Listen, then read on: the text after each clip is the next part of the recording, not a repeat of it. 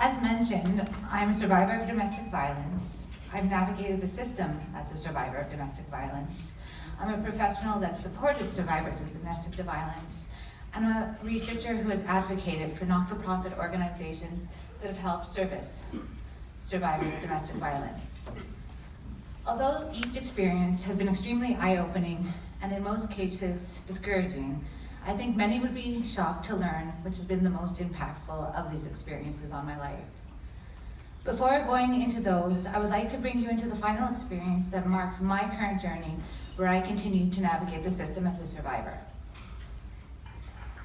It was just before noon on October 2nd, 2016, when my estranged partner, with whom there was already a restraining order against and pending assault charges, apprehended me and took me captive in his car. During this time, he had beaten me so bad that I remember being driven to the opposite end of the city, looking in the rear view mirror, and my eyes were so swollen shut, I could not see the details of my face.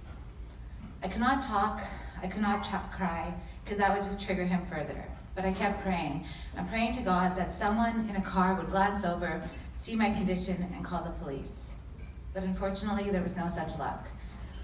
He continued to drive around the city for most of the day and intermittently assault me.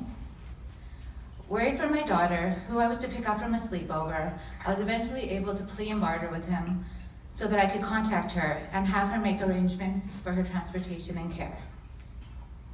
After knowing she was safe, I initiated a call to the officer assigned to my already open case.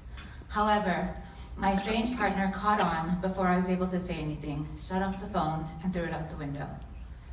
Because my caller ID was blocked, the officer never knew it was I that called. This attempt at securing help led to even more physical assault. My hair was pulled out, my neck strained, wrist sprained, I suffered a concussion, and I was bruised on over 75% of my body. Eventually, we arrived at his townhouse, and he tried to coax me from leaving the vehicle and entering the premises. Certain that I would end up dead if I left that car, I began fighting again. I managed to open the door and I began screaming. I leaned over to the driver's side and I would not let go of the horn. Immediately, he sped away to avoid attention. As we drove off, he continued to lean over and assault me, but I managed to temporarily keep that door open. Then I saw 3 people up in the distance and to my right, and I believe they're my very last chance at help. So I screamed out, begging they call police, but then the door shut. I thought I had not been successful, and I was certain he was going to take my life. However, I stand before you today because those 3 people did contact the police and sent for help. After the passing of time and continued assault, physical and verbal, my estranged partner was finally apprehended and arrested. Although I cannot remember most of the details of this assault, I'll never forget the way the responding officer looked at me. He looked at me in a way that had me beg the question, "That bad?" He paused and responded, "I only had one case worse than this, and she lay lifeless in a pool of her own blood. A difference of 5 minutes would have been your life." I was subsequently hospitalized for days, treated for a myriad of injuries, and medicated. Again, I remember little of this and little of my hospital stay, apart from looking up at the nurse and the doctor who stood beside me and over my bed. Again, with tears in their eyes, which made me ask, "That bad?" To which the doctor replied, "These types of cases never get easier." I later woke up in the morning to my dad, who had flown in from across country, entering the room, saying, "You look beautiful, you always look beautiful," before breaking down into tears and holding me tightly in his arms. Unfortunately, the saga did not end there, as my estranged partner reached out from holding, reportedly reached out from jail, had his family contact me, and upon his release from prison, used numerous burner phones and left anonymous letters on my vehicle. Criminal court has come and gone. With over 12 charges before him, he was convicted of only simple assault, which is no different than someone spitting on you, and sentenced to time served. Today, we are still before the courts, as my landmark civil case in domestic violence is being heard. Sadly, the patterns of abuse, intimidation, and bullying continue here, simply through a different means. Given this shared snapshot of my experience with my estranged partner, I think many would have assumed this was the worst part of my journey and the lowest I felt. However, my experience navigated in the system and within the system has actually proven to be the most difficult, discouraging, and re-victimizing. I do not think it would be uncommon for many people to assume that my experience within the system would have been plagued with very few issues and move along with ease. I am Canadian-born, of what some would consider privileged. That is, I'm educated, I'm upwardly mobile, a professional with means, capacity, English is my first language, I'm Caucasian, and I have a solid social support network. Indeed, I have these protective factors on my side, but I'm still met with obstacles, referred and re-referred. I've been lost in the system numerous times, dropped, devalued, demoralized, and unheard.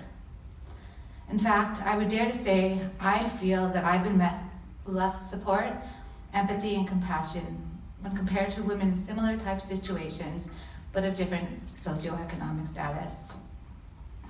There were preconceived judgments on me based on how I appeared on paper. I was held to a different standard. In fact, I was told verbatim I should be embarrassed for being in the position I was in, given what I do for a living. And when I would try to advocate for myself, I had the custody of my daughter dangled in front of me, leaving me voiceless and powerless by the very professionals that were designated as supportive people. I was denied support because of my income. I was left without access to counseling, legal guidance, and specialized services. There was also this attitude as, you should know this stuff and be able to figure it out on your own and do this yourself. What was taken for granted was, yes, I may hold a professional title, but this does not make me invincible, nor does it exempt me from experiencing trauma. My position was not reduced to the bare minimum. That is, a woman who had experienced trauma at the hands of her estranged partner. Instead, I was commonly viewed as a woman that had no reason and or excuse for being in this position because I had opportunities that others did not. I was shamed, belittled, demoralized, and left disheartened when I was already struggling. Unfortunately, my experience was not unique to my journey, as similar accounts have been echoed by some of my fellow survivors. The system proves to be overworked and underserviced, resulting in different workplace phenomena like compassion fatigue, high turnover, and employment of professionals without trauma-informed training, all of which I experienced firsthand and proved to be extremely difficult and detrimental to my emotional and psychological well-being as a survivor. I can personally attest to the need for a professional to engage in a unique, purposeful, and methodical way with the survivors, a way that would differ from the way someone would engage with someone from the typical population. Unfortunately, the lack of adequate support that was provided to me was damaging to my self-worth and recovery process. And like myself, it is not atypical for survivors to subsequently return to the offender or find themselves in similar type situations as a direct result. My journey is still ongoing, I'm still healing, and at times I'm still triggered by my estranged partner through the court processes, and I continue to face obstacles and barriers posed by the system and noted gaps in services.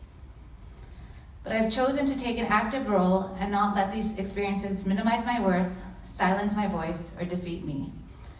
Instead, I am actively working to address these common themes and experiences reported by my fellow survivors, as well as noted gaps in services. Thankfully, I'm not alone in my endeavor, and there are organizations like SAGES that have noted similar gaps and issues with services and are exploring different ways at addressing them. I'm truly on a mission to support those who underwent an experience similar to mine and reduce potential for future survivors to feel repressed and unheard and undermined by the very system and professionals that are expected to uplift and support us. Thank you.